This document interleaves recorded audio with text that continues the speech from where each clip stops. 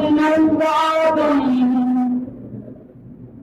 ಜಗತ್ಸ್ವಾಮಿ ಸಂದ ಆದಿಬ್ರಹ್ಮನ್ ಅಗಾಧ ಬೋಧ ನಿಲಯಂ ದುರ್ವಾರ ಸಂಸಾರ ವಿಚ್ಛೇದೋಪಾಯ ನಿಯುಕ್ತ ಸೂಕ್ತಿ ಪುರುಷಮಾರ್ಗ ಅಗ್ರೇಸರಂ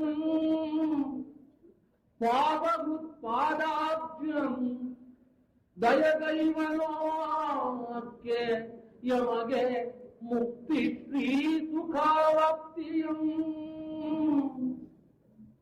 ಅನೇಕ ಭುಜ ನೇತ್ರ ಪಂಕ್ತಿ ರತನಾಳಿಗಳ್ ದೇವ ನಿನ್ನಂ ಅರ್ಚಿಸುವಾರ ನೋಳ್ಪ ಬಣ್ಣಿಸುವ ಕೊಳ್ತು ಅದೇ ಕಾಗದೋ ಇಂದ್ರನಂ ಜನಗೆ ಸಾಲವೋ ಎನ್ನೆರಡು ಕೈ ಎರಡ್ ಕಣ್ಗಳು ಒಂದೇ ನಾಲಗೆಯು ಎಂದು ಚಿಂತಿಸುವೆನು ಆದಿಭಟ್ಟಾರಕ.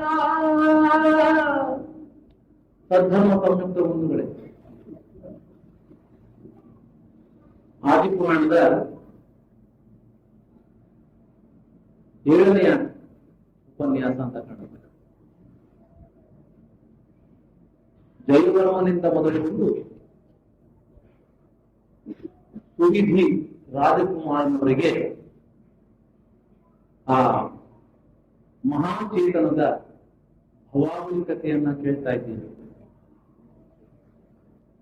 ಜಯವರ್ಮ, ಮಹಾಬಲಕೇಶ್ವರ, ಲಲಿತಾಂಗದೇವ, ವಜ್ರಜಂಘ, ಭೋಗಭೂಮಿಜ, ಶ್ರೀಧರ ದೇವ, ಸುವಿಧಿ ರಾಜಕುಮಾರ,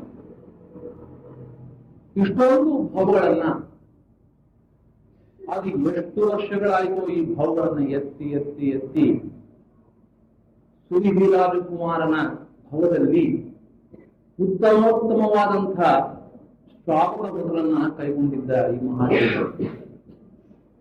ಈ ಒಂದು ಭವಾವಳಿ ಕಥೆಯನ್ನ ನೀವು ಸರಿಯಾಗಿ ಅರ್ಥ ಮಾಡಿಕೊಂಡಿದ್ರೆ ಜೈನ ಧರ್ಮದ ತಿರುಳು ಅದರೊಳಗೆ ಅಡ್ಡವಾಗಿದೆ.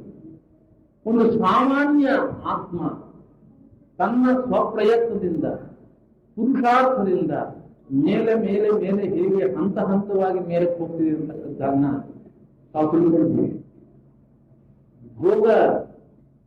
ಭೋಗಗಳಲ್ಲಿ ಮುಳುಗಿದ್ದಂತಹ ಒಂದು ಚೇತನ, ಒಂದು ಮಹಾನ್ ಆತ್ಮ, ಒಂದು ಆಸನ್ನ ಭವ್ಯ ಜೀವಿ ಯಾವುದೋ ಒಂದು ಭಾವದಲ್ಲಿ ಕಾಲಲಬ್ಧಿ ಒದಗಿದಾಗ ಸಮ್ಯಕ್ತವನ್ನ ಕೈಕೊಂಡು ಯಾವಾಗ ಆ ಜೀವಕ್ಕೆ ಈ ಒಂದು ಅನಿತ್ಯವಾದಂತ ಈ ಭೋಗದಲ್ಲಿ ನಿರಾಸೆಯಾಗಿ ಅದರಲ್ಲಿ ರುಚಿ ತಪ್ಪಿ ನನ್ನ ಆತ್ಮ ಕಲ್ಯಾಣ ಮಾಡಿಕೊಳ್ಳಬೇಕು, ಇನ್ನು ವ್ಯರ್ಥವಾಗಿ ಕಾಲ ಕಳೀಬಾರದು ಅಂತಕ್ಕಂಥ ಆ ಭಾವನೆ ಹುಟ್ಟಿತೋ ಅಲ್ಲಿಂದ ಆ ಚೇತನ ಎಚ್ಚರಗೊಂಡು ಅದು ಉತ್ಥಾನ ಸ್ಥಿತಿಗೆ ಬರ್ತಾ ಇದೆ. ಭೋಗ ಭೂಮಿಜನಾಗಿದ್ದಾಗ ಈ ಆತ್ಮ ಗುರುಗಳ ಉಪದೇಶದಿಂದ ದೊರೆಕೊಳೆ ಕಾಲಲಬ್ಧಿ ಬರೆಗಂಭೀರ ಕೂಡ ಗುರುಪದೇಶಂ ಆವರಿಸ ಜಿನೇಂದ್ರ ಭಕ್ತಿ ಹೊರಪೆಣ್ಣೆ ದಯಾರಸಂ ಇಂತು ನಾಡೆಯಂ ಪರಿಕರವಿಂ ಮನಕ್ಕೆ ಅರಿವು ಸಾರೆ ಭವಾಪ್ತಿ ತಟಂ ಸಮೀಪಮಾಗಿದೆ ದೊರೆಕೊಂಡ ದೃಷ್ಟಿ ವಿಭವಂ ಕಳೆದು ಖಳ ಕರ್ಮ ಬಂಧನ್. ಅಂಥ ಒಂದು ಆ ಚಾರಣ ಮುನಿಗಳ ಉಪದೇಶದಿಂದ, ಪ್ರೀತಿಂಕರಾಚಾರ್ಯರ ಉಪದೇಶದಿಂದ ಆ ಚೇತನ ಚೇತರಿಸಿಕೊಂಡು ಮುಂದಿನ ಭವದಲ್ಲಿ ಶ್ರೀಧರದೇವನಾಗಿ ಹುಟ್ಟಿ ಅಲ್ಲಿ ಭೋಗದ ಆಸಕ್ತಿ ಕಡಿಮೆಯಾಗಿದೆ.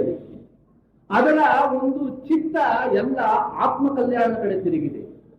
ಈ ಭೋಗ ಭೂಮಿಜಿನಿಂದ ಮುಂದಿನ ಒಂದು ಭವಕ್ಕೂ ಆಗಲೂ ಕೂಡ ಅವನು ಈ ಒಂದು ಶ್ರೀಪ್ರಭ ಒಂದು ಸ್ವರ್ಗದಲ್ಲಿ ಹುಟ್ಟಿದ್ರು ಕೂಡ, ಈಶಾನ್ಯ ಕಲ್ಪದಲ್ಲಿ ಹುಟ್ಟಿದ್ರು ಕೂಡ ಆ ಮಹಾಬಲ ಕೇಚರ ಚಕ್ರವರ್ತಿಯ ಮುಂದಿನ ಭವ ಲಲಿತಾಂಗ ದೇವನ ಹುಟ್ಟಿದ್ದಕ್ಕೂ ಶ್ರೀಧರ ದೇವನ ಹುಟ್ಟಿದ್ದಕ್ಕೂ ಅದರ ವ್ಯತ್ಯಾಸವನ್ನು ನಾನು ಹೇಳಿದ್ದೀನಿ. ಹೇಗೆ ಅಲ್ಲಿ ಗೋಳದಲ್ಲಿ ಮುಳುಗಿದ್ದ, ತನ್ನ ಆಯುಷ್ಯ ಪೂರ್ಣವಾಗಬೇಕಾದಾಗ ಎಂಥ ಸಂಕಟದಿಂದ, ಎಂಥ ಅವನ ಒಂದು ಆಯುಷ್ಯವನ್ನ ಪೂರ್ಣವಾಗಿ ತನ್ನ ಸಮೀಪದ ಆ ಒಂದು ಸ್ನೇಹಿತನ ಬಿಟ್ಟು ಹೋಗಬೇಕಾದ್ರೆ ಎಂಥ ಒಂದು ಸಂಕಟವಾಯಿತು ಆತ್ಮಕ್ಕೆ. ಆದರೆ ಇಲ್ಲಿ ಶ್ರೀಧರ ದೇವನಾಗಿದ್ದಾಗ ಅಂಥ ಒಂದು ಯಾವ ತಳಮಳವೂ ಇಲ್ಲದೆ ತನ್ನ ಸಮಾಧಿ ಮರಣವನ್ನು ಸಾಧಿಸಿಕೊಂಡು ಈ ಒಂದು ಆತ್ಮ ಅಂತಕ್ಕಂಥದ್ದನ್ನ ತಾವು ಹೇಳಿದ್ದೀವಿ. ಮತ್ತೆ ಅಲ್ಲಿಂದ ಚ್ಯುತನಾಗಿ ಈ ಸುಬಿಧಿ ರಾಜಕುಮಾರನಾಗಿದ್ದಾಗ ವೈರಾಗ್ಯಗೊಂಡು ಕೂಡ ಆ ಮೋಹಿನಿಯ ಕರ್ಮ ಇನ್ನೂ ತಗ್ಗಿರ್ಲಿಲ್ಲ, ಉಪಶಮವಾಗಿರ್ಲಿಲ್ಲ. ಆದ್ರಿಂದ ಏನು ಅವರ ಮಾವ ಯಾವ ಒಂದು ದೀಕ್ಷೆ ತೆಗೆದುಕೊಂಡ ಇನ್ನು ದೀಕ್ಷೆಗೆ ಒಪ್ಪಲಿಲ್ಲ. ತಾನು ಶ್ರಾವಕನಾಗಿದ್ದುಕೊಂಡೇ ಉತ್ತಮ ಶ್ರಾವಕನಾಗಿ 11 ಆ ನೆಲೆಯ ಶ್ರಾವಕ ನೆಲೆಯನ್ನ ಸಾಧಿಸಿದ ಈ ಸುವಿಧಿ ರಾಜಕುಮಾರ.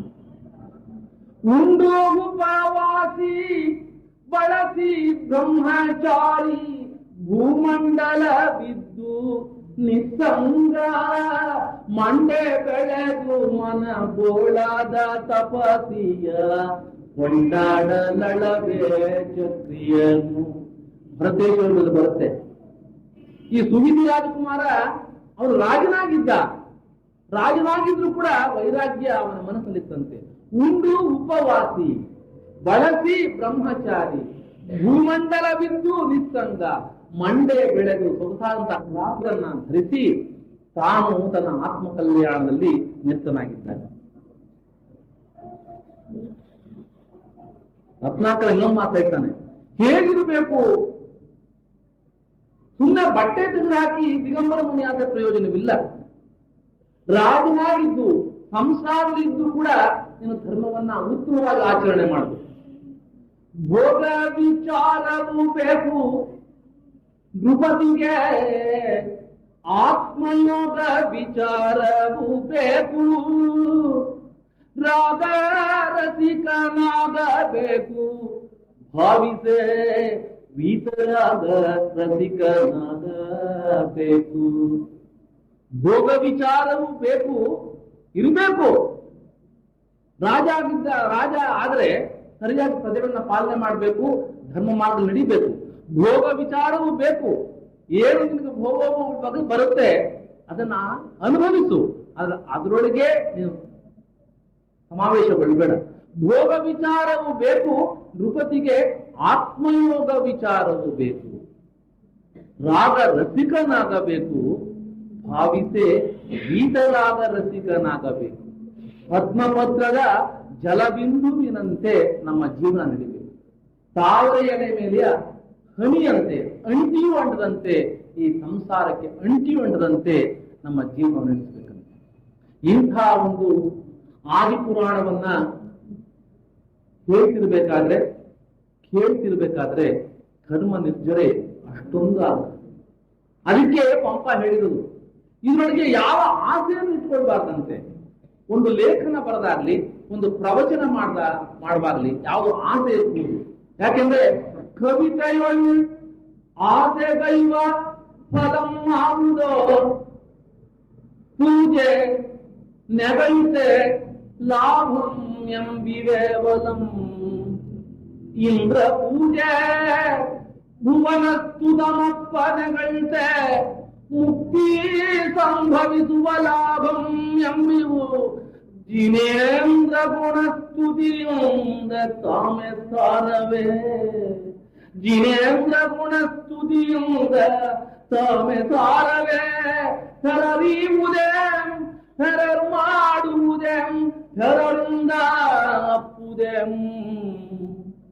ಅಲ್ಲಿ ಒಂದು ಒತ್ತು ಸರಿಯಾಗಿ ಹೇಳಿದನ ಪಂಪ. ಜಿನೇಂದ್ರ ಗುಣಸ್ತುತಿಯಿಂದ ತಾಮೆ ಸಾರವೇ. ತೀರ್ಥಂಕರ ಕೊಡೋಲ್ಲ, ಯಾರು ನಿನಗೇನು ಕೊಡಲ್ಲ. ಆದ್ರೆ ಜಿನೇಂದ್ರ ಗುಣಸ್ತುತಿಯಿಂದ ತಾಮೇ ಸಾರವೇ. ಅದರ ಕಲೆ ಬೇಕಂತೆ. ಆ ಪುಣ್ಯ ಕರ್ಮದ ಫಲ ಅದು. ಜಿನೇಂದ್ರ ಗುಣಸ್ತುತಿಯಿಂದ ತಾವೇ ಸಾರವೇ. ನೀವು ಹೇಳ್ದೆ ಕೇಳದೆ ಆ ಕರ್ಮದ ಫಲದಿಂದ ನಿಮಗೆ ಬೇಕಾದಂತ ಭೋಗಗಳು ಬರುತ್ತೆ, ಸುಖಗಳು ಪ್ರಾಪ್ತಿಯಾಗುತ್ತದೆ. ಅದಕ್ಕೋಸ್ಕರ ಲಾಭ ಪೂಜೆ ನೆಗಳಿಕೆಗೋಸ್ಕರ ನಾವು ಒದ್ದಾಡಬಾರ್ದು. ಪೂಜೆ ನೆಗಳಿಕೆ ಲಾಭ ಅದಲ್ಲ. ಏನಾಗುತ್ತೆ? ಇಂದ್ರ ಪೂಜೆ ಭುವನ ಸ್ತುತಮಪ್ಪ ನೆಗಳಿಕೆ ಮುಕ್ತಿ ಸಂಭವಿಸುವ ಲಾಭಂ. ಒಂದು ಮಾತು, ಇಂದ್ರ ಪೂಜೆ. ಯಾರು ಇಂದ್ರ ಪೂಜೆ? ದೇವೇಂದ್ರ ಪೂಜೆ ಯಾರಿಗೂ ಮಾಡ್ತಾನೆ? ನನಗ್ ಮಾಡ್ತಾನ, ನಿಮಗ್ ಮಾಡ್ತಾನ? ಮಾಡೋಲ್ಲ. ಅವನು ಮಾಡೋದು 24 ಜನಕ್ಕೆ ಮಾತ್ರ. ತೀರ್ಥಂಕರರು ಮಾತ್ರ ಅವನು ಪೂಜೆ ಮಾಡೋದು. ಪಂಚಕಲ್ಯಾಣದ ವಿಧಿಗಳಲ್ಲಿ ತಾನು ಕೂತು ಹಾಜರಾಗಿ ಅತ್ಯಂತ ಭಕ್ತಿ ನಿಷ್ಠೆಗಳಿಂದ ಆ ದೇವೇಂದ್ರ ಪೂಜೆ ಮಾಡ್ತಾನೆ. ಅಂಥ ಇಂದ್ರ ಪೂಜೆ ಭುವನ ಸ್ತುತಮಪ್ಪನೆಗಳಿತೆ ಮುಕ್ತಿ ಸಂಭವಿಸುವ ಲಾಭಂ ಎಂಬಿವೇಪದಂ ಜಿನೇಂದ್ರ ಗುಣಸ್ತುತಿಯಿಂದ ತಾಮೆ ಸಾರವೇ.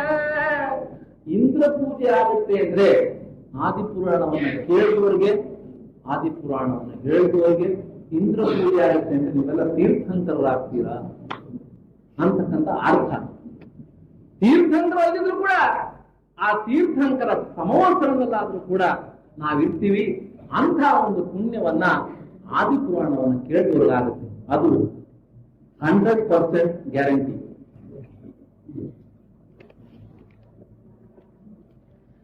ಸುನಿಧಿ ರಾಜಕುಮಾರ ತನ್ನ ಆಯುಷ್ಯಾವಸಾನ ಕಾಲದಲ್ಲಿ ಸಮಾಧಿ ಮಾಡದಿದ್ದ ಅವನು ಸತ್ತು ಶರೀರ ತ್ಯಾಗ ಮಾಡಿ ಅಚ್ಯುತೇಂದ್ರನ ಅಚ್ಯುತ ಕಲ್ಪದಲ್ಲಿ ದೇವನಾಗಿ ಹುಟ್ಟಿದ್ದಾನೆ. ಅದಕ್ಕೆ ಪಂಪ ಹೇಳ್ತಾನೆ, ಎನಗಿದು ಚೋದ್ಯಂ. ಏನು ಆಶ್ಚರ್ಯ! ಒಂದೊಂದನೆಯ ನೆಲೆ ತನ್ನಡಗಳ್ದುದು ಅಂತದು 16ನೆಯ ನೆಲೆಗೆ ಉಯ್ದುದು. ನೀನು ಹತ್ತಿದ್ದು 11ನೇ ನೆಲೆ. ಸಾವಕರ ಈ ಗುಣಗಳನ್ನ, ಈ ಸಾವಕರ ನೆಲೆ 11 ಇರೋದು. 11 ನೆಲೆ ಹತ್ತೆ.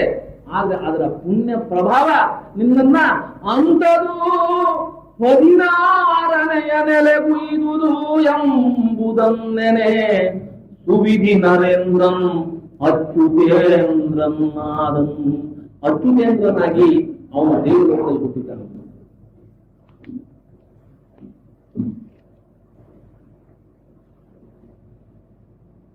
ಕೇಶವ ಅವನ ಮಗ.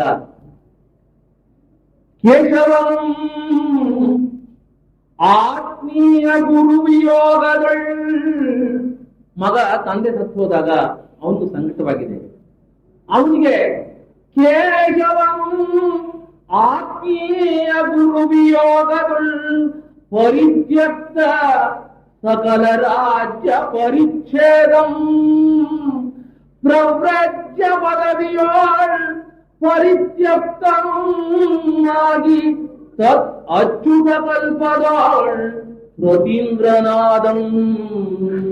ಆ ಜೀವ ಒಡನೆ ಬರ್ತಿದೆ. ಭವಭವದಲ್ಲಿ ಒಡನೆ ಬರ್ತಾ ಇದೆ.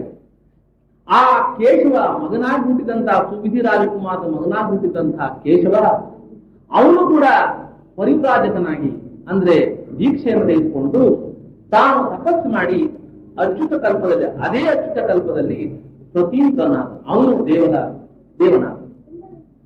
ಅಂದು ಎಲ್ಲಿದೆ ಅಚ್ಯುತ ಕಲ್ಪ? ಸ್ವಲ್ಪ ತತ್ವಾರ್ಥ ಸೂತ್ರವನ್ನು ಓದಿದ್ರೆ ಗೊತ್ತಾಗ್ಬೋದು. ಸ್ವಲ್ಪ ಬಹಳ ಸೂಕ್ಷ್ಮವಾಗಿ ಹೇಳ್ತೀನಿ. ಅಚ್ಯುತ ಕಲ್ಪ ಎಲ್ಲಿದೆ ಅಂದ್ರೆ 16ನೇ ಸ್ವರ್ಗ. 16ನೇ ಸ್ವರ್ಗ ಅಚ್ಯುತ ಕಲ್ಪ. ಅಂದು ಮೇರು ಮೂಲವಿಂತಗೊಳ್ದು 6 ರಜ್ಜು ನೆಗೆದ ಎಡೆಯೊಳ್ಳಚ್ಯುತ ಕಲ್ಪಂ ಇರ್ದುದು. ಪೇಪರ್ಗಳನ್ನ ನೋಡಿದ್ವಿ. ಇಷ್ಟು ವರ್ಷಕ್ಕೆ ನಮ್ಮ ಮಹಾವಿಜ್ಞಾನಿಗಳು ಇನ್ನೊಂದು 3 ಸೂರ್ಯರನ್ನ ಗುರುತಿಸಿದಾರಂತೆ.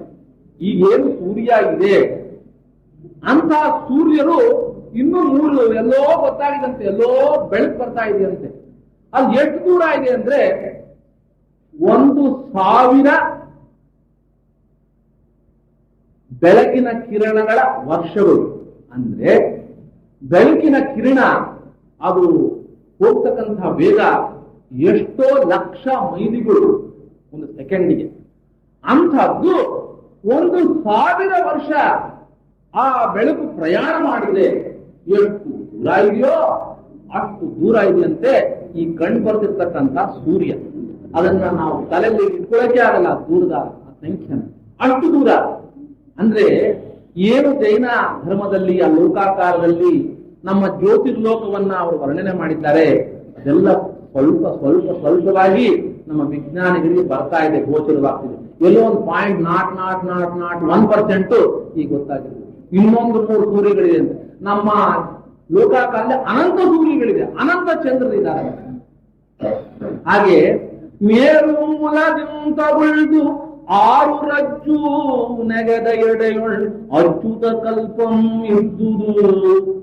ಒಂದು ರಜ್ಜು ದೂರ ಅಂದ್ರೆ ಅದು ಅಸಂಖ್ಯಾತ ದೂರ, ಅದನ್ನ ಎಣಿಕೆಗೆ ಬಾರದಂತಹ ದೂರ ರಜ್ಜು ಅಂದ್ರೆ. ಅಂಥದ್ದು 6 ರಜ್ಜು ಮೇರು ಪರ್ವತದ ಬುಡದಿಂದ 6 ರಜ್ಜು ಮೇಲೆ ಅಚ್ಯುತ ಕಲ್ಪ ಇದೆಯಾ. ಅಲ್ಲಿ ತನ್ನ 4 ಸಹಾಯರಪ್ಪ ಸಾಮಾನಿಕ ದೇವರು. ಆ 4 ಜನ, ಆ ಹುಲಿ, ಹಂದಿ, ಆ ಮುಲ್ಸಿ, ಆ ಕೋತಿ, ಏನು ಆ ಒಂದು ದಾನದ ಅನುಮೋದದ ಒಂದು ಸುಕೃತದಿಂದ ಅವು ಇವಳ ಜೊತೆನಲ್ಲೇ ಬರ್ತಾ ಇದೆ. ಆ 4 ಜನರು ಕೂಡ ಆ ಅಚ್ಯುತ ಕಲ್ಪದಲ್ಲಿ ಬಂದಿದ್ದಾರೆ. ಅಲ್ಲಿ ತನ್ನ 4 ಸಹಾಯರಪ್ಪ ಸಾಮಾನಿಕ ದೇವರು ತತ್ಪ್ರತೀಂದ್ರನು ಬೆರಸು ಅಚ್ಯುತೇಂದ್ರನ್ ನವ ಪಂಚಾಶಧರಿಕ ತ್ರಿಶತ ವಿಮಾನಾಧೀಶನು. 809 ಏರೋಪ್ಲೇನ್ಸ್ ಇತ್ತು ಅವನಿಗೆ. 809 ವಿಮಾನಗಳ ಒಡೆಯ. ವಿಮಾನದ ಈ ಏರೋಪ್ಲೇನ್ ಅಲ್ಲ, ಆ ವಿಮಾನಗಳು ಅಂತ ಅಲ್ಲಿ ಇವನ ಒಂದು ದೇವಲೋಕ ತರ ಬೇರೆ ಬೇರೆ ದೇವಲೋಕಗಳಿದೆ. ಅಂತ 809 ದೇವಲೋಕಗಳಿಗೆ ಇವನು ಒಡೆಯನಂತೆ ಅಚ್ಯುತೇಂದ್ರ. ತ್ರಯಸ್ತ್ರಿಂಶತ್ ಪರಿಮಿತ ತ್ರಯಸ್ತ್ರಿಂಶ ಅಮರ ಪರಿವೃತನು. 303 ಜನ ಮುಖ್ಯ ದೇವತೆಗಳು. ಆಯುಧ ಪ್ರಮಿತ ಸಾಮಾನಿಕ ಸುರಾನಿಕನು. 10,000 ಜನ ಸಾಮಾನ್ಯ ದೇವತೆಗಳು, ಇವನಿಗೆ ಅಡಿಯಾಳುಗಳು ಅಲ್ಲ. ಚತುರಯುತ ಮಿತ ಅಂಗರಕ್ಷ ಪರಿವೃತನು. 40,000 ಜನ ಅಂಗರಕ್ಷಕರು. ಲೋಕಪಾಲ ಚತುಷ್ಟಯ ಅಧಿಷ್ಠಿತನು. 4 ಜನ ಲೋಕಪಾಲಕರು. ಹಸ್ತಿ ಅಶ್ವ ರಥ ಪದಾತಿ ವೃಷಭ ಗಂಧರ್ವ ನರ್ತಕಿ ಪ್ರಮುಖ ಸಪ್ತಾನೀಕ ಸಮೇತನು. ಅಲ್ಲೂ ಕುದುರೆ ಆನೆ ಎಲ್ಲ ಇದೆಯಂತಪ್ಪ, ನೋಡ್ಕೊಂಡ್ಬರ್ಬೇಕು. ಹಸ್ತಿ ಅಶ್ವ ರಥ ಪದಾತಿ ವೃಷಭ ಗಂಧರ್ವ ನರ್ತಕಿ ಪ್ರಮುಖ ಸಪ್ತಾನೀಕ ಸಮೇತನು. ಅಷ್ಟ ಪ್ರಧಾನ ದೇವಿ ನಿವದ ವಿಳಾಸ ಧವಳ ವಿಲೋಚನ ಗೋಚರನು. ಅದು ಮೋಸ್ಟ್ ಇಂಪಾರ್ಟೆಂಟ್. 8 ಜನ ಪ್ರಧಾನ ಅರಸಿಯರು, 8 ಜನ. ಅಷ್ಟ ಪ್ರಧಾನ ದೇವಿ ನಿವಗ ವಿಳಾಸ ಧವಳ ವಿಲೋಚನ ಗೋಚರನು.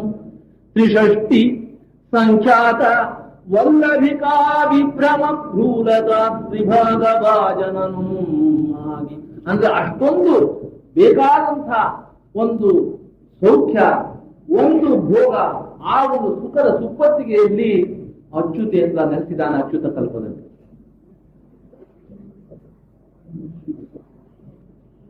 ಸ್ಮರೀಪಂ 20,000 ಪರಿಸಕ್ಕೊಮ್ಮೆ ಮನಗೊಳ್ ಉಣಿಸಂ. ಬ್ಯೂಟಿಫುಲ್. 40,000 ವರ್ಷಕ್ಕೊಂದ್ಸಾರಿ ಜ್ಞಾಪಿಸ್ಕೊಂಡ್ರೆ ಆಹಾರ. 40,000 ಇಯರ್ಸ್ ಒಂದ್ಸತಿ ಊಟ.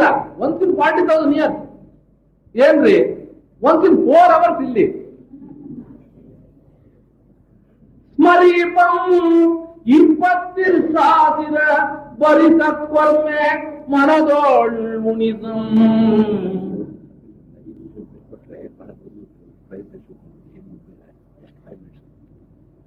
ಸ್ಮರೀಪಂ 20,000 ಪರಿಸಕ್ಕೊಮ್ಮೆ ಮನದೊಳ್ ಉಣಿಸಂ.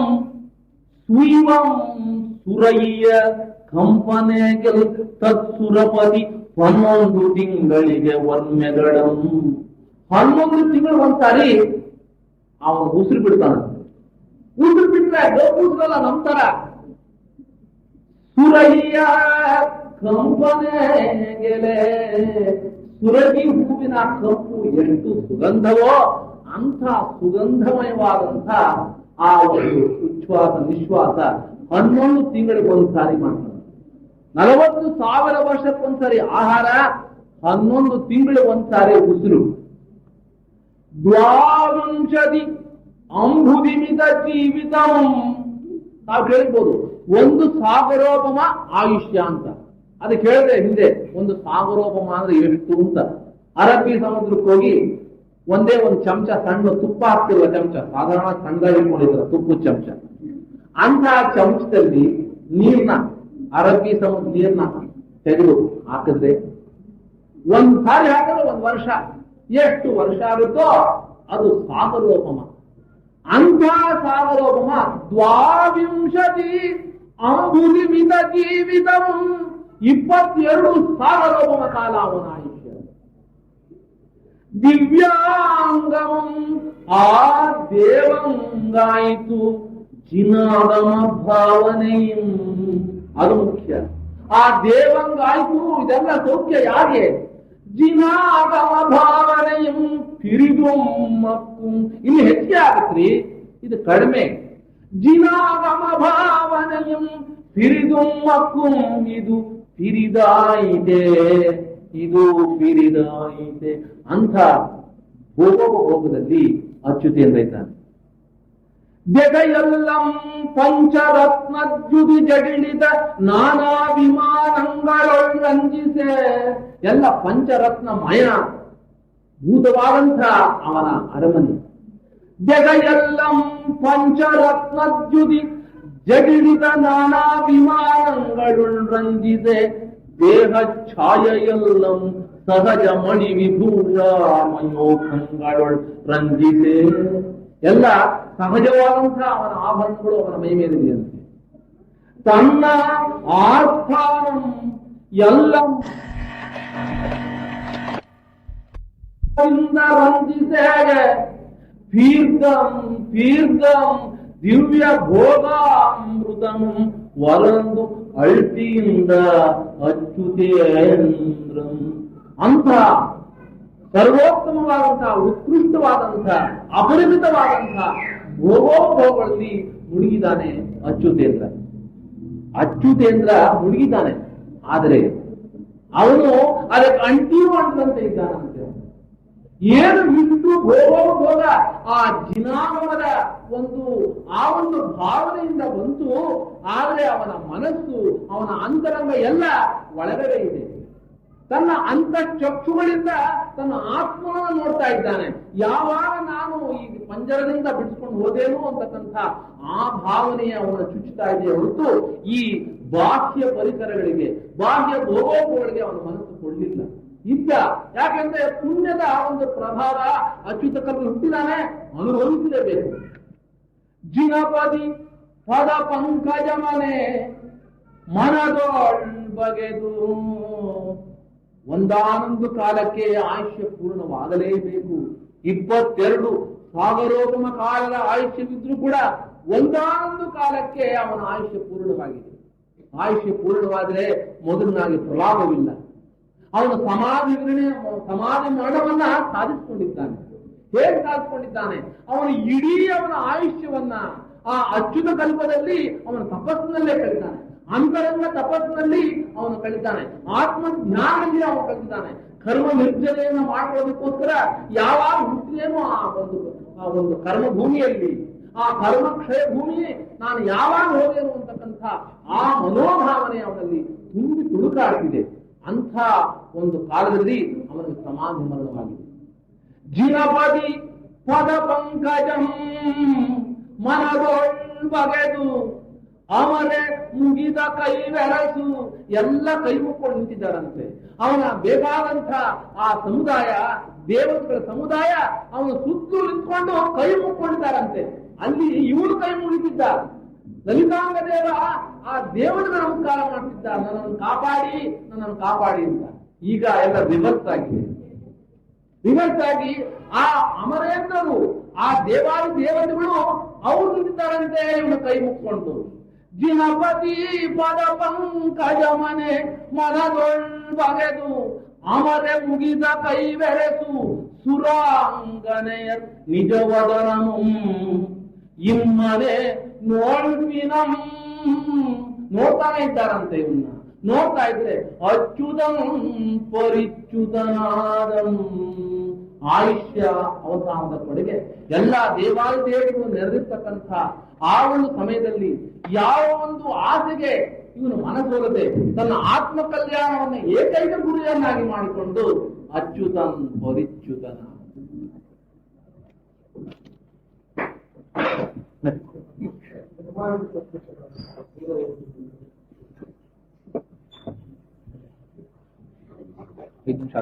ಶುರು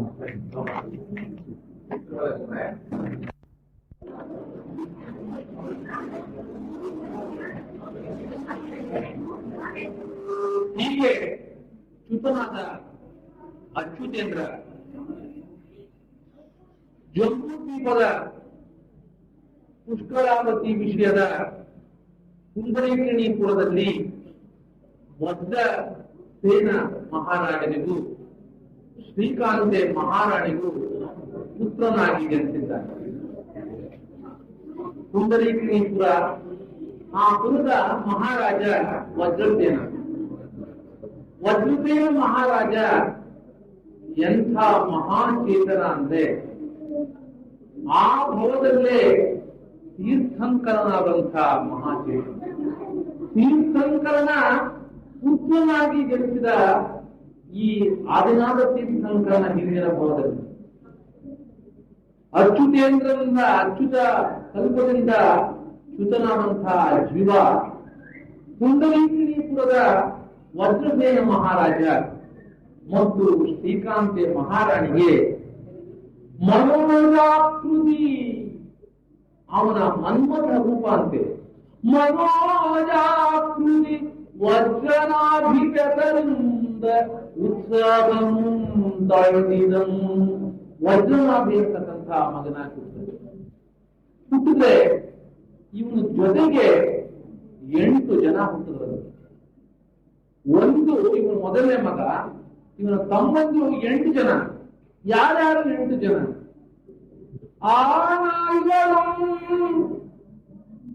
ವರಾಹಾರ್ಯರು ಇತ್ಯಾದಿ 4 ಜನ. ವಿಜಯ ವೈಜಯಂತ ಜಯಂತ ಅಪರಾಜಿತ ಎಂಬ 4 ಸರೋಜರಾದ. ಅದೇ ಮಹಾರಾಜನಿಗೆ ಈ ವಜ್ರನಾಭಿಯ ತರುವಾಯ 4 ಜನ ಗಂಡ್ಮಕ್ಕಳಾದ್ರು. ವಿಜಯ ವೈಜಯಂತ ಜಯಂತ ಅಪರಾಜಿತ ಅಂತ ಹೇಳಿ ಆ 4 ಜನ ಹುಟ್ಟಿದವರೇ ಇವನ ತಮ್ಮಂದ್ರ. ಮತ್ತು ವಜ್ರಜಂಗನ ಭವದೋಳ್ ಆದರ ಪುರೋಹಿತ ಸೇನಾಧಿಪತಿ ಪ್ರಧಾನ ರಾಜಶ್ರೇಷ್ಠಿ. ಆ 4 ಜನ ಕೂಡ ಆ ಚಾರಣಮುನಿಗಳ ಆಹಾರದಾನದ ಒಂದು ಅನುಮೋದನೆಯನ್ನ ಮಾಡಿದ್ರು. ಈ ಹಿರಿಯ ಪ್ರಾಣಿಗಳು 4 ಹೇಗೆ ದಾನಾನುಮೋದನೆ ಮಾಡಿದ್ರು, ಹಾಗೆ ಇವನ ಪುರೋಹಿತ, ಸೇನಾಧಿಪತಿ, ರಾಜಶ್ರೇಷ್ಠಿ ಮತ್ತು ಸೇನಾಧಿಪತಿ ಇವರು ಕೂಡ ಅನುಮೋದನೆ ಮಾಡಿದ್ರು. ಯಾರು? ಮದಿವರ, ಅಕಂಪನ, ಆನಂದ, ಧನಮಿತ್ರ. ಈ 4 ಜನ ಅನುಮೋದನೆ ಮಾಡಿ ಅವರು ದೇವಲೋಕದಲ್ಲಿ, ಅದೋ ದೈವೇಕ ಲೋಕದಲ್ಲಿ ದೇವಲೋಕ ಹುಟ್ಟಿದಂತಹ ಜೀವಗಳು ಈಗ ಒಂದು ಸುಬಾಹು, ಮಹಾಬಾಹು, ಪೀಠ, ಮಹಾಪೀಠರೆಂಬ ತನೆಯರಾದ. ಅಂದ್ರೆ ಇವರಿಗೆ 8 ಜನ ತಮ್ಮಂದಿರ. ವಜ್ರಸೇನ ಮಹಾರಾಜನಿಗೆ ಮೊದಲನೆಯ ಮಗ ವಜ್ರನಾಭಿ ಮತ್ತು ಆ 4 ಜನ ಮತ್ತು ಇನ್ನೊಂದು 4 ಜನ ಇವ್ರ ಜೊತೆಯಲ್ಲೇ ಬರುತ್ತಂತಹ ಜೀವಗಳು 8 ಜನ ತಮ್ಮಂದಿರಾಗಿರ್ತಾರೆ. ಆಯ್ತು, ಅವನೇನಾದ? ಯಾರು? ಸ್ವಯಂಕವೇ ಶ್ರೀಮತಿ ಭೋಗಭೂಮಿಗೆ ಕೇಶವ ಪತೀಂದ್ರ.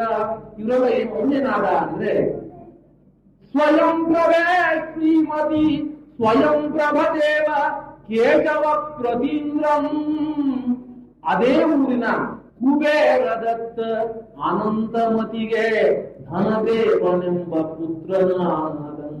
ಅದೇ ಊರಿನ ಪುಂಡರೀಕಣಿಪುರದ ಕುಬೇರದತ್ತ ಮತ್ತು ಅನಂತಮತಿ ಅಂತಕ್ಕಂಥ ದಂಪತಿಗಳಿಗೆ ಅವನ ಮಗನಾಗಿ ವಜ್ರಸೇನ ಮಹಾರಾಜ ಅನೇಕ ವರ್ಷಗಳ ರಾಜ್ಯವನ್ನ ಆಳಿದ. ಆಡಿ ಒಂದು ದಿವಸ ಅವನಿಗೆ ಏನೋ ಒಂದು ನಿಮಿತ್ತ ಕಾರಣದಿಂದ ತನ್ನಲ್ಲಿ ಆ ವೈರಾಗ್ಯದ ಕುಂಕುರವಾಗಿ ದೀಕ್ಷೆ ತೆಗೆದುಕೊಂಡ. ಆ ದೀಕ್ಷಾ ಸಮಾಜಕ್ಕೆ ದೇವೇಂದ್ರ ಬಂದ ಅಂತಕ್ಕಂಥ ಮಾತು ಹೇಳಿದ. ಪುಣ್ಯನಿಷ್ಕ್ರಮಣ ಕಲ್ಯಾಣವಾಗುವಂತೆ ವಜ್ರಸೇನ ಮಹಾರಾಜನು. ಪುಣ್ಯನಿಷ್ಕ್ರಮಣ ಕಲ್ಯಾಣ ಅಂತಕ್ಕಂಥ ಆ ಒಂದು ಪದ ಬಂದಾಕ್ಷಣ ನಮಗೆ ಗೊತ್ತಾಗುತ್ತೆ ಆ ಜೀವ ತೀರ್ಥಂಕರನ ಜೀವ. ಯಾವುದೋ ಒಂದು ಭೂತ ಭವಿಷ್ಯತ್ ವರ್ತಮಾನ ಕಾಲ ತೀರ್ಥಂಕರ ನಾವು ಕೇಳ್ತೀವಿ. ಇದು ಯಾವುದೋ ಹಿಂದಿನ ಕಾಲ, ಈ ಭೂತಕಾಲಕ್ಕಿಂತ ಹಿಂದಿನ ಕಾಲದ ತೀರ್ಥಂಕರ. ಯಾಕೆಂದ್ರೆ ಈ ತೀರ್ಥಂಕರ ಪರಂಪರೆ ಅವ್ಯಾಹತವಾಗಿ ಸಾಗ್ತಾ ಇರುತ್ತೆ. 24 ತೀರ್ಥಂಕರು ಬರ್ತಾನೆ ಇರ್ತಾರೆ. ಅನಾದಿ ಕಾಲದಿಂದ 24 ತೀರ್ಥಂಕರರು ಆ ಒಂದು ದುಷಮ ಕಾಲದಲ್ಲಿ, ಅವಸರ್ಪಿಣಿಯ ದುಷಮ ಕಾಲದಲ್ಲಿ, ಉತ್ಸರ್ಪಿಣಿಯ ಆ ಒಂದು ಸುಷಮ ಮೂರನೇ ಕಾಲ, ಅಲ್ಲೂ ದುಷಮ ಇಲ್ಲೂ ದುಷಮ, ಅವಸರ್ಪಣಿಯ 4ನೇ ಕಾಲ, ಉತ್ಸರ್ಪಣಿಯ 3ನೇ ಕಾಲ. ಆ ಎರಡು ಕಾಲಗಳಲ್ಲಿ ಕೂಡ ಉತ್ಸರ್ಪಣಿ ಅವಸರ್ಪಣಿಯ ಕಾಲದಲ್ಲಿ 24 ಜನ ತೀರ್ಥಂಕರು ಕಡ್ಡಾಯವಾಗಿ ಈ ಒಂದು ಭರತ ಭೂಮಿಯಲ್ಲಾಗ್ತಾರೆ. ಅಂತಹ ಒಂದು ಕಾಲದಲ್ಲಿ ಈ ವಜ್ರಸೇನ ಮಹಾರಾಜನು ಕೂಡ ತೀರ್ಥಂಕರನಾಗಿ ಅವನ ಜನ್ಮಾಭಿಷೇಕ ಕಲ್ಯಾಣ, ಗರ್ಭಾವತರಣ ಜನ್ಮಾಭಿಷೇಕ ಕಲ್ಯಾಣವಾಗಿ ಆ ಒಂದು ರಾಜ ಭೋಗ ವಿಲಾಸದಲ್ಲಿ ಮೆರೆದು ಒಂದು ದಿವಸ ಅವನಿಗೆ ವೈರಾಗ್ಯ ಬಂದು ಪರಿನಿಷ್ಕ್ರಮಣ ಕಲ್ಯಾಣಕ್ಕೋಸ್ಕರ ದೇವೇಂದ್ರ ಬಂದ. ಆ ಪರಿನಿಷ್ಕ್ರಮಣ ಕಲ್ಯಾಣದಲ್ಲಿ ದೇವೇಂದ್ರ ಬಂದಾಗ ಆ ಒಂದು ಮಹಾ ಉತ್ಸವದಿಂದ ಆ ವಜ್ರಸೇನ ಮಹಾರಾಜನನ್ನ ಪಲ್ಲಕ್ಕಿಯಲ್ಲಿ ಕೂಡಿಸಿಕೊಂಡು ಹೋಗೋದಕ್ಕೆ ಎಲ್ಲ ಸಿದ್ಧತೆಗಳು ಮಾಡ್ತಾ ಇದ್ದಾರೆ. ದೇವತೆಗಳು ಕೂಡ ಮತ್ತು ರಾಜರು ಕೂಡ ಸಂವಾದವಾಗಿರುವುದು. ನಾವು ಮೊದಲು ಅವನ್ನ ಹೊತ್ಕೊಂಡು ಹೋಗ್ಬೇಕು, ನಾವು ಮೊದಲನ್ನು ಹೊತ್ತಬೇಕು ಪಲ್ಲಕ್ಕಿ. ಯಾಕೆ? ನಾವು ದೇವತೆಗಳು, ನಾವು ಮೊದಲು ಹೋಗ್ಬೇಕು. ನಾನು ಬಂದಿದ್ದೀನಿ ಸೌಧರ್ಯದಿಂದ, ಇಂದ್ರಲೋಕದಿಂದ ಬಂದಿದ್ದೀನಿ, ನಾನು ಒಂದು ಪಲ್ಲಕ್ಕಿಯನ್ನು ಹೊರಬೇಕು ಅಂತ. ರಾಜರಂತೆ ಇದನ್ನು ನಾವು, ನಮಗೆ ಅಧಿಕಾರ ಇರತಕ್ಕಂಥದ್ದು. ಯಾಕೆಂದ್ರೆ ಧರ್ಮ ಕ್ಷಯವಾಗಬೇಕಾದ್ರೆ, ಆ ಒಂದು ಕೇಶ ವೃಕ್ಷಣ ಮಾಡಬೇಕಾದ್ರೆ ಈ ಭೂಮಿಯ, ಈ ಭರತ ಭೂಮಿಯಲ್ಲೇ ಹುಟ್ಟಬೇಕು. ಈ ಕರ್ಮಕ್ಷಯವಾಗಬೇಕಾದ್ರೆ ಈ ಕರ್ಮಕ್ಷಯ ಭೂಮಿಯಲ್ಲೇ ಹುಟ್ಟಬೇಕು. ನಿಮಗೆ ಅಧಿಕಾರವಿಲ್ಲ. ಅಂತ ಒಂದು ಕಟ್ಟುಪಾಡಿ ಹುಟ್ಟುಬಿಟ್ಟು ಹೇಗೆಲ್ಲ ಅವರಿಗೆ ಅಧಿಕಾರವನ್ನು ಕೊಟ್ಟಂತೆ 7 ಹೆಜ್ಜೆ ಈ ರಾಜಾದಿರಾಜರು ಆ ವಜ್ರಸೇನ ಮಹಾರಾಜನನ್ನ ಪಲ್ಲಕ್ಕಿಯಲ್ಲಿ ಕೂಡಿಸಿಕೊಂಡು ಅವನನ್ನ ತೆಗೆದುಕೊಂಡು ಹೋಗಿದ್ದಾರೆ. ಆಮೇಲೆ ದೇವೇಂದ್ರ ಆಮ್ರ ಮನಕ್ಕೆ ಮಾವಿನ ತೋಟಿತ್ತು ಆ ಊರಿನ ಹೊರಗಡೆ, ಅಲ್ಲಿ ಅವನು ಕರ್ಕೊಂಡು ಒಂದು ಶಿಲಾ ಫಲಕದ ಮೇಲೆ ಕೂತ್ಕೊಂಡು ಓಂ ನಮ ಸಿದ್ಧೇಭ್ಯ ಅಂತ ಹೇಳಿ ಆ ಒಂದು ಕರ್ಮದ ಬೇರುಗಳನ್ನ ಕಿತ್ತೊಗೆಯುವಂತೆ ತನ್ನ ಆ ಕೂದಲನ್ನ ಕಿತ್ತುಕೊಂಡು ಕೇಶ ರುಚಿನವನ್ನು ಮಾಡಿಕೊಂಡ ವಜ್ರಸೇನ ಮಹಾರಾಜ. ಆ ಪರಿಷ್ಕ್ರಮಣ ಕಲ್ಯಾಣದಲ್ಲಿ ಎಲ್ಲ ಮಕ್ಕಳು ಇದ್ದರು. ಅಲ್ಲಿ ಈ ಜೀವ, ಈ ವಜ್ರನಾಭಿ ಕೂಡ ಅಲ್ಲಿದ್ದ. ಎಲ್ಲ ನೋಡ್ತಾ ಇತ್ತಂತೆ. ಎಂಥ ಮಹಾನುಭಾವ ನನ್ನ ತಂದೆ, ಇಂಥ ಮಹಾನುಭಾವ ಮಹಾಚೇತನದ ಒಂದು ದಿವ್ಯ ಗರ್ಭಾಂಗದಲ್ಲಿ ನಾನು ಹುಟ್ಟಿದನಲ್ಲ, ಎಂಥ ಪುಣ್ಯಮಯಿ ನಾನು ಅಂತ ಹೇಳಿ ಅವನಿಗೆ ಶುಭ ಭಾವನೆ ಬಂದ. ತನ್ನ ತಂದೆ ಹೋಗಬೇಕಾದ್ರೆ ಮೊದಲನೇ ಮಗ, ಹಿರಿಯ ಮಗ ವಜ್ರನಾಥಿಗೆ ರಾಜ್ಯವನ್ನು ಕೊಟ್ಟು ತಾನು ಹೋದ. ಆದರೆ ವಜ್ರನಾಥಿ ಮಹಾ ವೈರಾಗ್ಯ ಸಂಪನ್ನನಾದಂತಹ ಯುವಕನಾಗಿದ್ದ. ಅವನು ಹುಟ್ಟಿದಾಗಲೇ ಅವನಿಗೆ ಭೋಗ ವಿಲಾಸದಲ್ಲಿ ಸ್ವಲ್ಪವೂ ಆಸಕ್ತಿ ಇಲ್ಲ. ಆದರೆ ಲೌಕಿಕಕ್ಕೆ ಕಟ್ಟು ಬಿದ್ದು ತಂದೆಯ ರಾಜ್ಯವನ್ನ ತಾನು ಅನುಭವಿಸ್ತಾ ಇದ್ದ. ಹೀಗೆ ಪರಿಷ್ಕೃಣ ಕಲ್ಯಾಣಕ್ಕೆ ಹೋದಂತಹ ವಜ್ರಸೇನ ಮಹಾರಾಜ 12 ವರ್ಷಗಳ ಕಾಲ ಘೋರ ತಪಸ್ಸನ್ನು ಆಚರಿಸಿ ಸರ್ವಜ್ಞನಾದ. ಅವನಿಗೆ ಕೇವಲ ಜ್ಞಾನ ಉತ್ಪತ್ತಿ ಆಯಿತು. ಅವನಿಗೆ ಕೇವಲ ಜ್ಞಾನ ಉತ್ಪತ್ತಿ ಆದಾಗ ವಜ್ರನಾಭಿಯ ಆಯುಧಾಗಾರದಲ್ಲಿ ಚಕ್ರರತ್ನ ಉತ್ಪತ್ತಿ ಆಯಿತು. ಇದೆಲ್ಲ ಪುಣ್ಯದ ಮಹಿಮೆ. ಆ ಪುಣ್ಯದ ಮಹಿಮೆಯಿಂದ ವಜ್ರನಾಭಿಯ ಆಯುಧಾಗಾರದಲ್ಲಿ ಚಕ್ರರತ್ನ ಉದ್ಭವವಾದಾಗ ಆಗಿನ ಒಂದು ಪದ್ಧತಿಯಂತೆ ಇನ್ನು ದಿಗ್ವಿಜಯ ಹೊರಟು. ದಿಗ್ವಿಜಯ ಹೊರಟು ವಜ್ರನಾಭಿ ಷಡ್ಖಂಡವನ್ನೆಲ್ಲ ಜಯಿಸಿ ತನ್ನ ರಾಜ್ಯಕ್ಕೆ ಮರಳಿದ. ಚಕ್ರವರ್ತಿಯಾಗಿ ಮೆರೆದ ಒಂದು ದಿವಸ ತಾನು ಉಪ್ಪರಿಗೆ ಮೇಲೆ ನಿಂತು ತನ್ನನ್ನ ತಾನು ಹೇಳ್ಕೊಂಡಿದ್ದಾನಂತೆ, ನೆಗಳಿಂದ ಈ ಷಟ್ಖಂಡವ, ಅಯ್ಯೋ ಎಷ್ಟು ವರ್ಷ ನಾನು ರಾಜ್ಯಭಾರ ಮಾಡಿದ್ದೀನಿ, ಈ ಚಕ್ರರತ್ನದ ಒಂದು ಸಹಾಯದಿಂದ ಬೇಕಾದಂತಹ ರಾಜಾದಿರಾಜರನ್ನ ನಾನು ಸದೆಗೊಡೆದು ಅವರನ್ನ ನಾನು ಕಪ್ಪ ಕಾಣಿಕೆಗಳನ್ನು ತೆಗೆದುಕೊಂಡು ಬಂದಿದ್ದೇನೆ. ಎಲ್ಲರೂ ನನಗೆ ಮಾಡಿದ್ದಾರೆ. ನೆಗಳಿಂದ ಈ ಷಟ್ಖಂಡವಂ ಸಾಧಿಸಿದೊಳೆ ಫಲವೇಂ ಭೋಗವಿಂ ಸಾಧ್ಯವೇ ಬಂಧುಗಳಿಂದ ಬದುಕುದೇ ಸುತ್ತಿದಾಯಿ ಪರಿಜನದಿಂದ ಅಪ್ಪುದೇ ಒಂದು ಇಲ್ಲ ಅಚ್ಚಿಗಂ ಒಂದುಂಟು. ಅಚ್ಚಿಗಂ ಅಂದ್ರೆ ವ್ಯಥೆ. ಇಲ್ಲಿಂದ ಎಲ್ಲ ಏನೇನು ದುಃಖವಿಲ್ಲ ನನಗೆ, ಬರೇ ವ್ಯಥೆ, ಬರೇ ಖೇದ, ಬರೇ ಕಷ್ಟ, ಬರೇ ಸಂಕಟ ಅವಸ್ಥೆ ಹೊತ್ತು ಇದು ನನಗೇನು ಸುಖ ಇಲ್ಲ. ಬೇಕಾದಷ್ಟು ವರ್ಷ ರಾಜ್ಯಭಾರ ಮಾಡಿ ಷಡ್ಖಂಡವಂ ಸಾಧಿಸಿದೊಡೆ ಎಂಬಂದುದು ಭೋಗವಿಂ ಸಾಧ್ಯವೇನೇನಾದುದು ಬಂಧುಗಳಿಂದ ಬದುಕುದೇ ಸುತ್ತಿದ ಪರಿಜನದಿಂದ ಅಪ್ಪುದೇ ಒಂದೂ ಇಲ್ಲ ಜೀವ ಅಚ್ಚಿಗಂ ಒಂದುಂಟಲ್ಲಿ ಗಾಂಪಿಂದೊಡಲ್ವೇನೆ. ಒಳ್ಳೆ ಮುಟ್ಟಾಳ ಅವಿವೇಕಿಯಂತೆ ನಾನು ಸಂಸಾರದಲ್ಲಿದ್ದೀನಲ್ಲ. ಗಾಂಪಿಂದೊಡಲ್ವೇನೆ ಪಡೆವೆ ಶಾಶ್ವತ ಶ್ರೀಯಂ ಎಂಬ ಉಜ್ಜುಗದೊಳ್ ಚಿತ್ತಂ ಕರಂ ತನ್ಮಲೆಯ ನೆರೆಯ ನಿಶ್ಚಯಿಸಿದಂ ಸಾರ್ವಭೌಮಂ.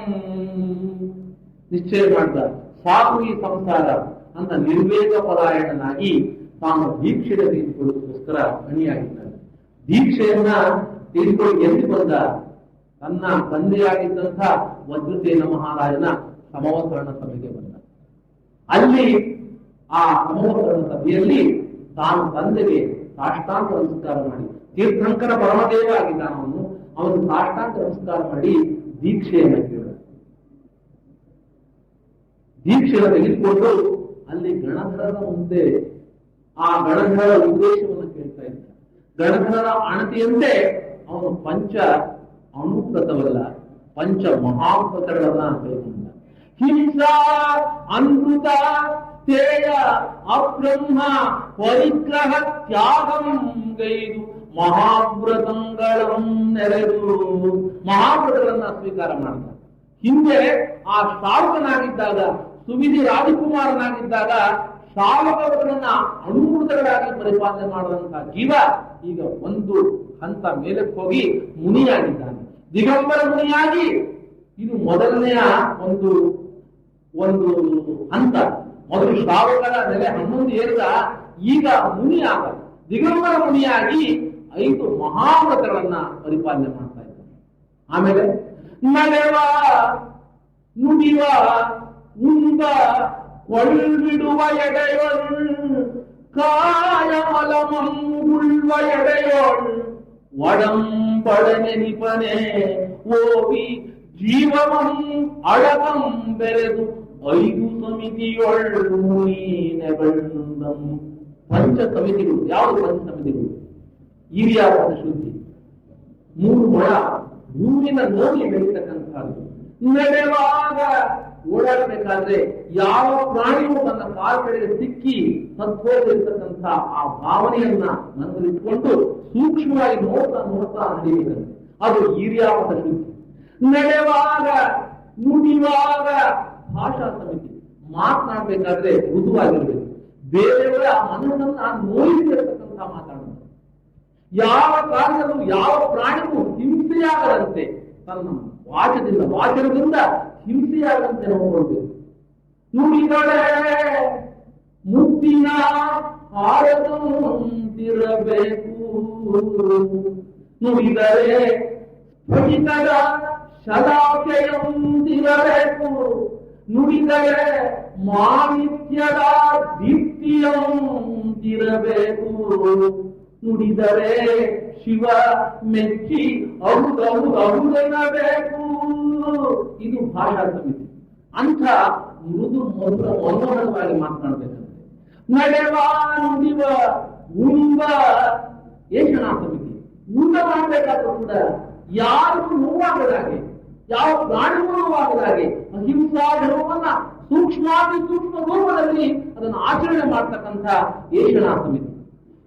ಕೊಳ್ಳುವ ಎಡೆಯೋಳು, ಕೊಳ್ಳುವ ಇಡುವ ಎಡೆಯೋಳು, ತೆಗೆದುಕೊಳ್ಬೇಕಾದ ಒಂದು ಪದಾರ್ಥವನ್ನ, ಇಡಬೇಕಾದ ಒಂದು ಪದಾರ್ಥವನ್ನ ನೋಡಿ ಅತ್ಯಂತ ಒಂದು ಎಚ್ಚರಿಕೆಯಿಂದ ನಾವು ಆ ಪದಾರ್ಥ ಇಡಬೇಕಂತೆ ತೆಗೆದುಕೊಳ್ಬೇಕಂತೆ. ಯಾಕೆ ಅಂದ್ರೆ ಪ್ರಾಣಿ ಹಿಂಸೆ ಆಗ್ಬಾರ್ದು.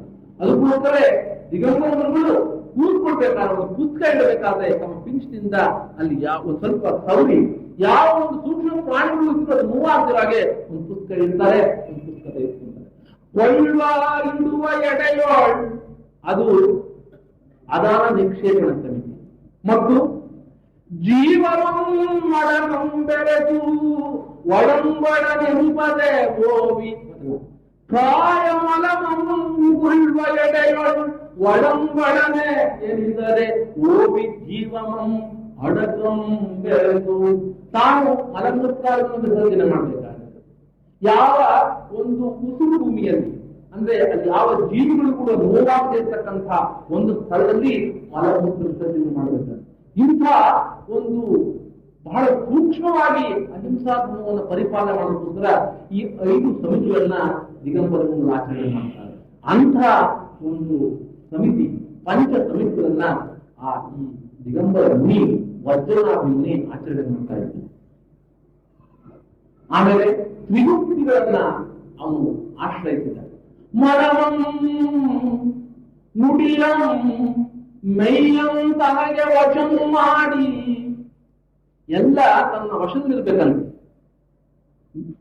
ಪಂಚ ಇಂದ್ರಿಯಗಳು ತನ್ನ ವಶದಲ್ಲಿರ್ಬೇಕು. ಹವಣಿಸಿಕೊಳ್ಳಬೇಕು. ಇಂದ್ರಿಯ ವರ್ಗವಂ ಅವಿಚಲನಾಗಿರಬೇಕು. ಭುವನಕ್ಕೆ ಇಂದಿನ ರಾಯ, ಸ್ವರ್ಗಕ್ಕೆ ನಾಳಿನ ದಿವಿಜೇಂದ್ರ ನೆನೆಸಿರಬೇಕು. ಆ ಪಂಚೇಂದ್ರಿಯ ವಶ ಮಾಡ್ಕೊಳ್ತಕ್ಕಂಥದ್ದು.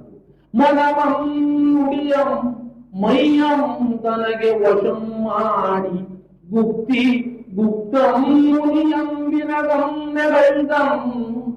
ಗುಪ್ತಿಯೇ ತನಗಿಲ್ಲದೆ ಕರ್ಮರಿಪುಗೆ ಮುನಿಗುಗೆ. ಅಂದ್ರೆ ತ್ರಿಗುಪ್ತಿಗಳನ್ನ ಆ ರಕ್ಷೆಯಿಂದ ರಕ್ಷಿತನಾದ್ರೆ ಅವನ ಮುನಿ, ಇಲ್ಲದಿದ್ರೆ ಅವನ ಮುನಿ ಅಲ್ಲ.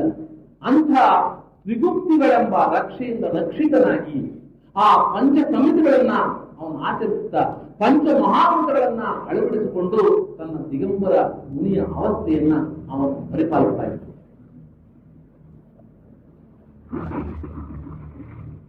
ಎಂಥ ಒಂದು ಕಷ್ಟಕರವಾದಂತಹ ತಪಸ್ಸು ದಿಗಂಬರ ಮುನಿ.